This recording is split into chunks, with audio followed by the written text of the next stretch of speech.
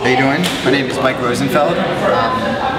Here in South Florida, Miami, Florida, more specifically in Little Haiti, where we are at Youth Expressions off of 79th and Northeast 2nd Avenue, just about 5 minutes north of downtown Miami. And I'm here as the Executive Director and Founder of Youth Expressions. As a kid, I was a gang member, lived in different programs growing up.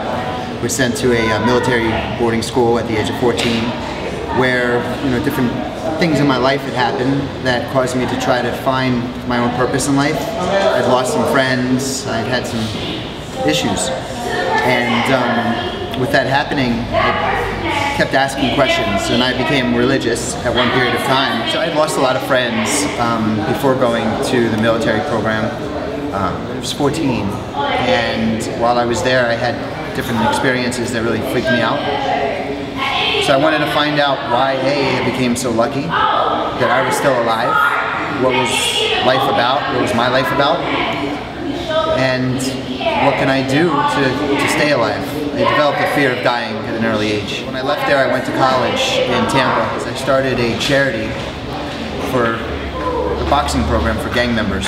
And it was called TBABA. At the same time, I began working for an ad agency, and I wasn't finding any fulfillment in what I was doing, so I began asking more questions.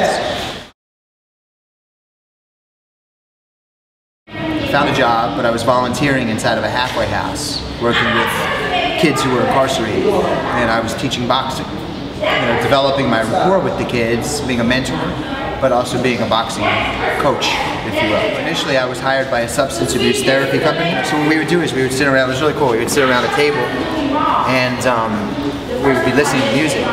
And in listening to the music, I noticed that the music that we were listening to affected the tone of the conversation. So like, if we had on hip hop, like it would be like real grimy, and certain subjects would come up. If we put on R&B, I'd often find that it immediately went to sex. And we were talking, that's the tone of the conversation. If I put on something like Enya, it was real passive and chill, and everybody was just kind of, so the music we were listening to affected what we were feeling and affected what we were talking about. And I was like, wow, I hadn't noticed before, but what I listen to really does affect the way I feel, which can affect the choices that I make. As a consumer, we don't always think that what we're listening to affects the choices that we're making, right? So the kids I was working with came up with a saying that they're being pimped by the media. In one sense, on one hand, it was doing something very good. It was giving them a platform to truly express themselves. But I was finding that, on the other hand, they were looking around and saying, wow, this is a messed up world. No wonder why I'm here. So they developed a sense of victimization, right? And I knew that's not, when you feel like you're a victim, I believe that you sort of cut off your own chances to succeed. So I wanted to find a way for them to tap into the choices that they made and, take some responsibility in the choices that they made. Through their expression, I heard many different things, but it was one thing that really stood out to me. It was a kid who happened to be from the same group, gang that I was in when I was younger, and he and I were real close. He didn't know my affiliation, but we developed a very strong connection, and I thought I knew everything about him. He'd open up a lot of times. And this kid carried himself with such composure, real cool. But it wasn't until he wrote through his expression that the reason he hated himself, which was crazy for me to hear. But the reason he hated himself was because since he was, I think he said around 6 or 7 years old, he remembered walking home from school and seeing his mom prostituting herself on the corner.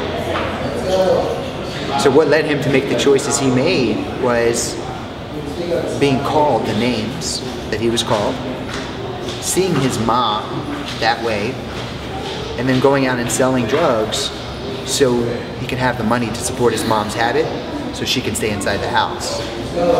So he was selling drugs so she didn't have to prostitute herself. Once we can be authentic with what's going on, we can really address the real issues within us, and then we can build and grow.